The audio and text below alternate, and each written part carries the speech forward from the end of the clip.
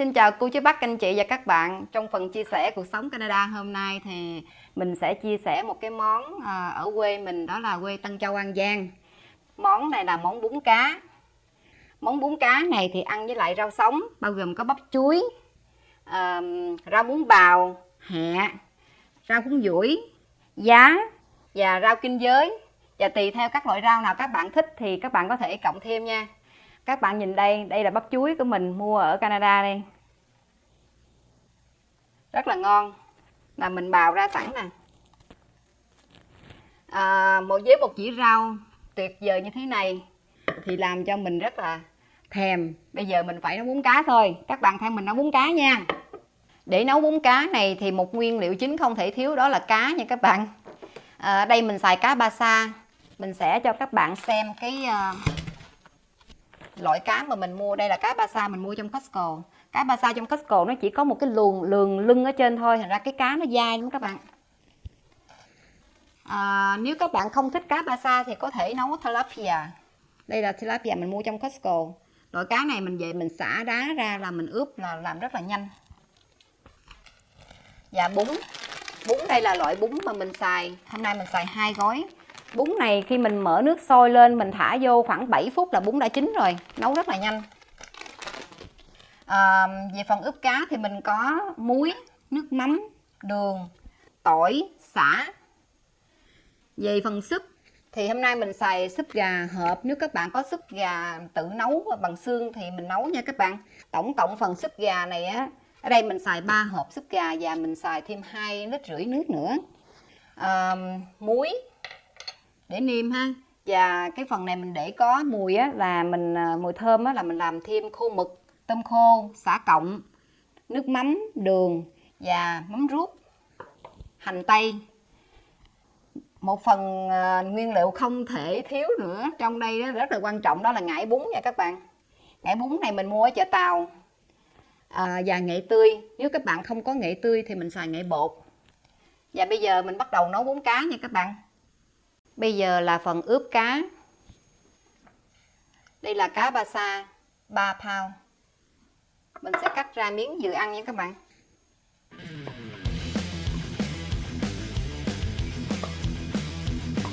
Mình đừng cắt nhỏ quá, tại vì cắt nhỏ quá khi vào súp á, cá nó dễ bể lắm.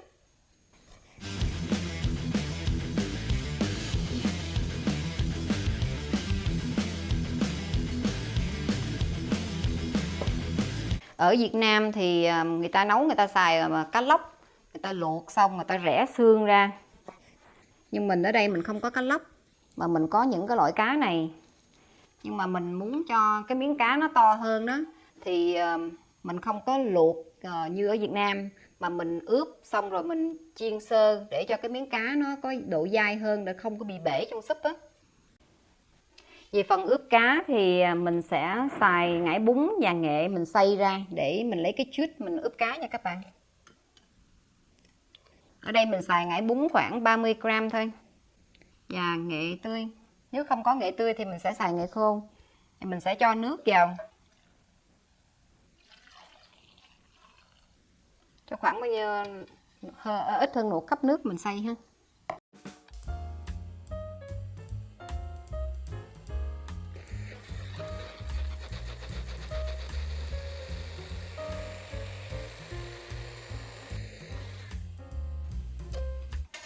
Sau khi mình xay mình sẽ lượt, mình lấy cái chút của nó.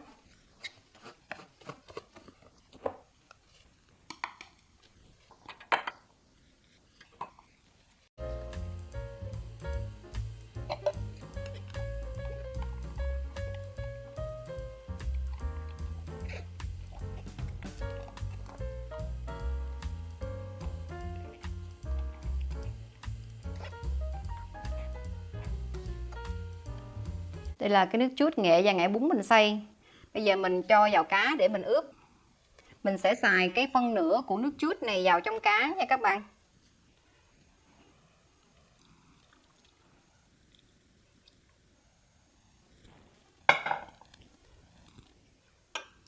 Mình cho khoảng 2 muỗng canh nước mắm, 1 muỗng cà phê muối, khoảng 2 muỗng canh đường. Ở đây là 2 củ tỏi, mình xài lấy phân nửa mình ướp cá nha. Đây là tỏi bằm. Ở đây là khoảng 200g sả, mình sẽ lấy một mớ sả này mình ướp cá, và phần còn lại mình sẽ xào cho thơm với tỏi và mình sẽ để vào súp.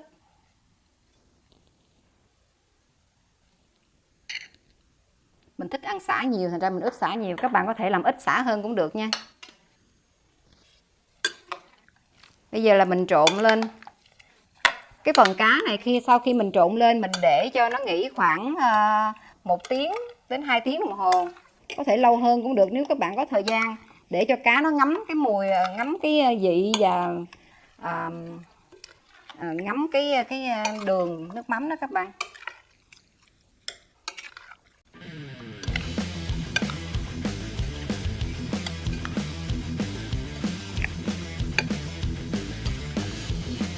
Đây là phần cá mình đã ướp. Nếu các bạn muốn cá vàng hơn thì có thể thêm nghệ bột nha. Đây mình thêm một chút xíu nước cái này cho cá.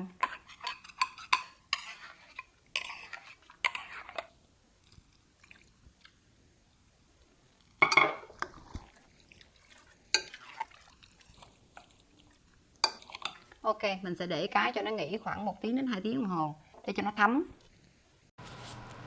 Trong khi mình chờ cá nó ngấm đó các bạn, bây giờ mình mở lửa lên, mình sẽ xào sả với lại tôm khô để mình cho vào súp mình ha.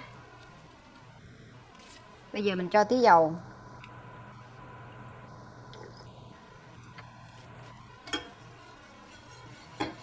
Rồi chảo dầu nó nóng lên thì mình sẽ cho tỏi và sả vào mình xào.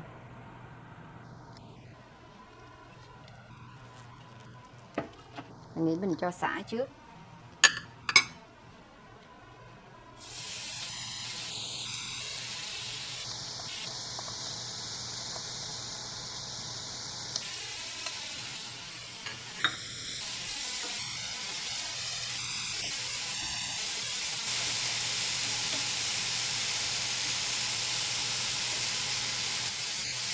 Phần sả này á, mình xào mình có thể để phân nửa vô súp và phân nửa mình chừa lại khi mình ăn đó, mình để lên sau cho nó thơm cũng được lắm. Nhưng mà mình muốn để chung luôn thì cũng không sao.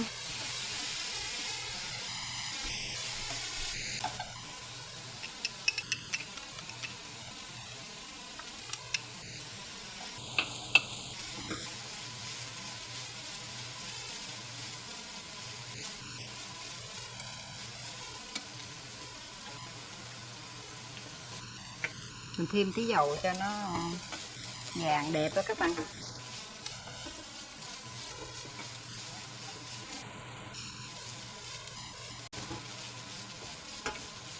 Mình xào cho vàng cho thơm. Mình có thể lấy tôm khô mình xào chung với lại sả và tỏi cũng được.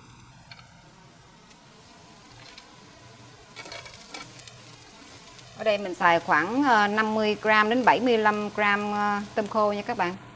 Tùy theo mình thích ăn nhiều thì mình để nhiều.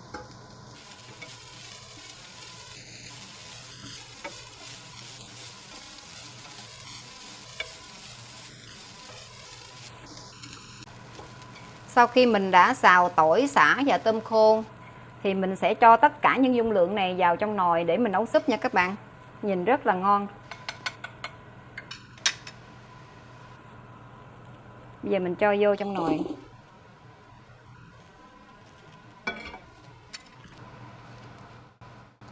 Sau khi mình cho tôm khô và sả xào vào trong nồi thì mình sẽ cho phần còn lại vào, như là sả cộng, mình đập dập ra cho nó thơm.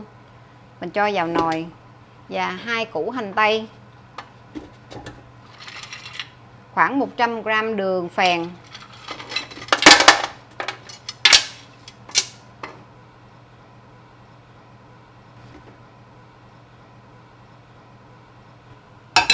khoảng 6 muỗng canh nước mắm nha các bạn.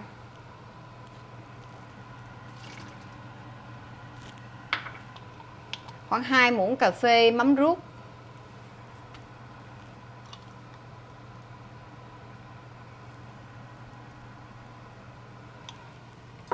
Bây giờ mình sẽ cho súp gà vào.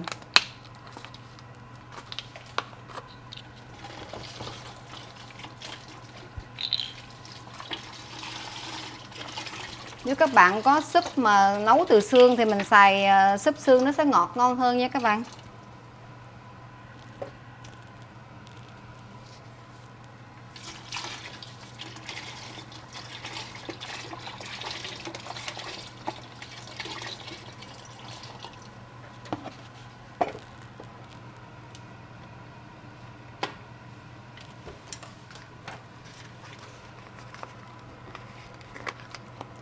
Khó gì nè, hộp này nó bị hư cái nắp này, mở không được để mình cắt cái.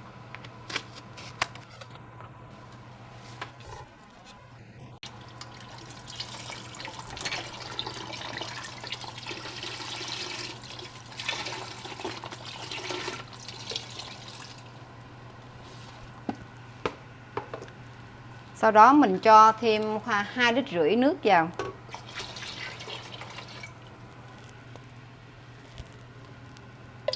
Nếu các bạn có súp gà là xài luôn súp gà cũng được.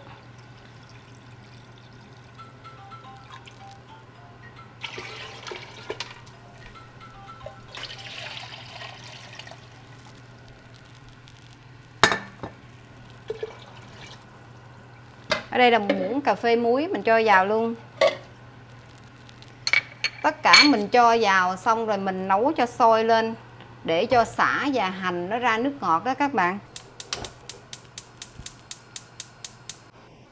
Về phần cá, sau khi mình đã để nghỉ khoảng 1 tiếng đến 2 tiếng đồng hồ, bây giờ mình sẽ đem lên chiên.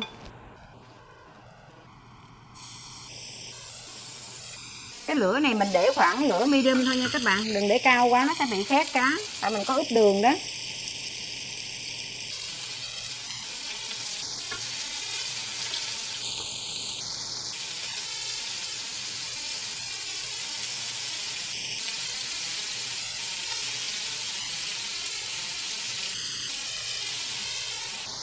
Cái phần cá này nó có nhiều cách làm. Nếu mà mình không muốn ăn mà dầu mỡ nhiều á, thì mình sẽ để khi mình ướp mình sẽ cho vào súp luôn. Hoặc là mình có thể để vào cái oven mình đem đi nướng. Hoặc là mình có thể chiên. Có nhiều cách mà mình làm tùy theo gia đình mình thích ăn như thế nào thì mình sẽ sử dụng theo cách đó nhé.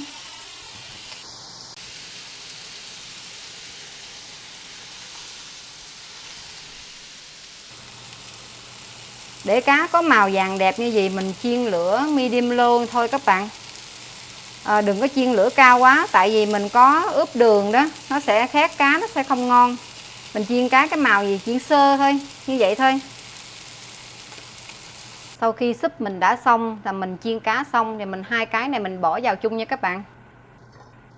Bây giờ trước nhất mình vớt sả ra.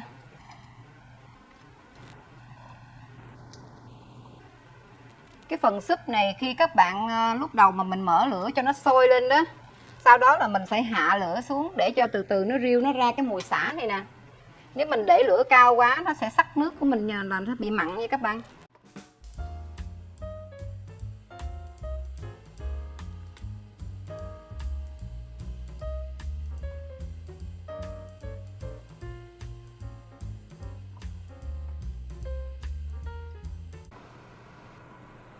Và cái phần nước ngải bún và nghệ mình xay nãy mình xài phân nửa mình ướp cá đó, giờ còn phân nửa mình cho vào súp luôn.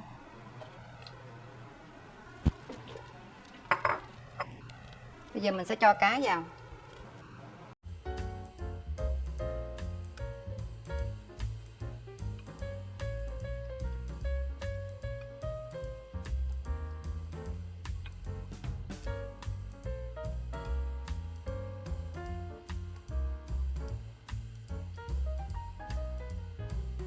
Cá này mình có thể để thêm những nguyên liệu khác như là đậu phộng mình rang xong mình cho vào đây cũng được.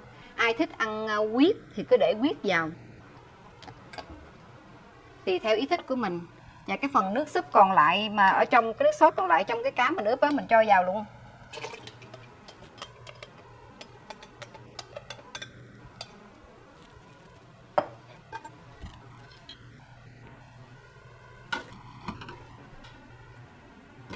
Bây giờ mình nêm lại nha các bạn. Mình nêm lại, nếu mà có ngọt mặn thì mình tùy theo gia vị trong cái khẩu vị trong gia đình của mình đó. Mình nêm thêm. Cũng vừa ăn rồi các bạn, nhưng mà mình muốn súp này nó cứng hơn tí xíu, mình cho thêm một tí xíu rock sugar ha, cái đường phèn đó. Tại vì khi mình cho vào bún á thì cái súp mình nó sẽ bị lạc đi, nên là mình nêm cho nó hơi cứng một tí xíu.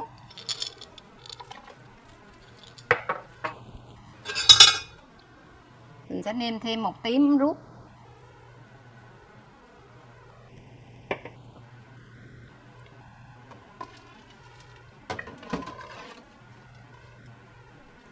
Và bây giờ mình đã xong nồi súp.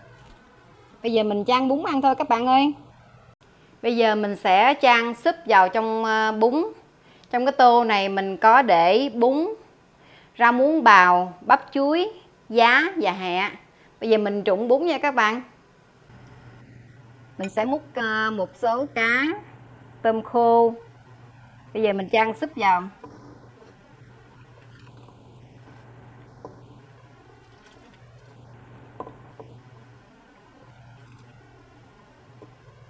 Để cho tô súp mình ăn nóng hơn thì mình trụng cái nước rang tí xíu nha bạn. Xong rồi mình cho nước súp vào lại, nó sẽ nóng cái bún của mình hơn.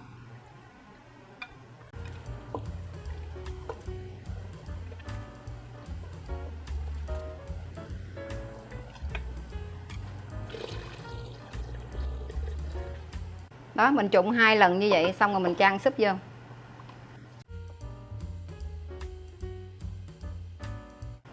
Ăn một tô bún á, mọi thứ phải thật là nóng thôi nó mới ngon.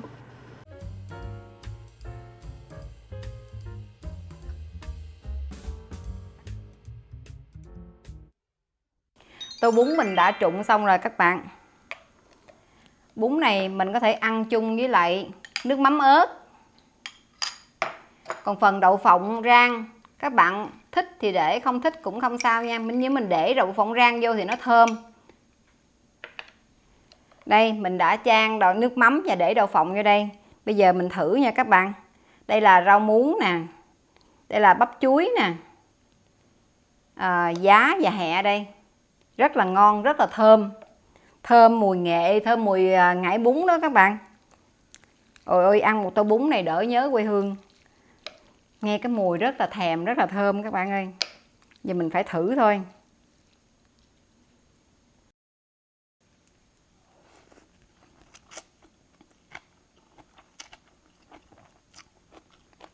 Ăn rau muống nó giòn giòn. Rau muống nó nhiều chất sắt, chất đạm á. Nếu mà ai mà bị thiếu máu á, bị hay chóng mặt á, mình nên ăn rau muống nhiều một chút. Mà ăn cái này á, nó cũng giúp mình đây rồi đó các bạn. Nhiều chất xơ á. Trong bắp chuối cũng vậy, có rất là nhiều chất xơ. Món bún cá này rất là dễ ăn các bạn. Thí dụ giống như mình tiệc sinh nhật, mình ăn thịt barbecue hoài mình ngán đó, và mình đãi khách hoài một món hoài nó hơi ngán đó, mình có thể đổi qua cái món bún cá này để mình đãi bạn bè của mình. Rất là ngon, ăn rất là giàu dinh dưỡng các bạn. Vừa ngon mà vừa có dinh dưỡng nữa, từ trong cái hẹ và những cái rau cải này. Đây là một cái món quê hương của mình mà mình rất là thích, rất là tâm đắc. Là mỗi khi về quê mình hay ăn hoài, mình rất là thèm ăn món này, ăn hoài bây giờ vẫn không bị ngán nha các bạn. Và mình xin giới thiệu các bạn thêm một món nữa ở quê mà mình hay ăn. Đây là món khóm muối ớt. Khóm cắt ra và quét muối ớt lên, mình để ăn tráng miệng. Đây là những cái thực phẩm rất là dễ ăn, mình có thể đãi bạn bè tiệc sinh nhật, làm rất là thú vị các bạn ơi. Đây nè, món khóm nè, khóm quét muối ớt. Từ nhỏ ở Việt Nam mình ăn á, mình hay ra trước cửa có một cái gì đó kêu bà Ý đó, thì bán cái khóm muối ớt này nè, ngày nào cũng ra mua ăn hết. Mà ăn đặc biệt là ăn bún cá xong rồi ăn cái món này nữa rất là ngon luôn.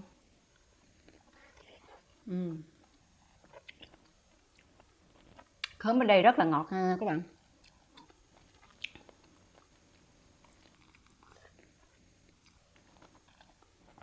Ngon quá.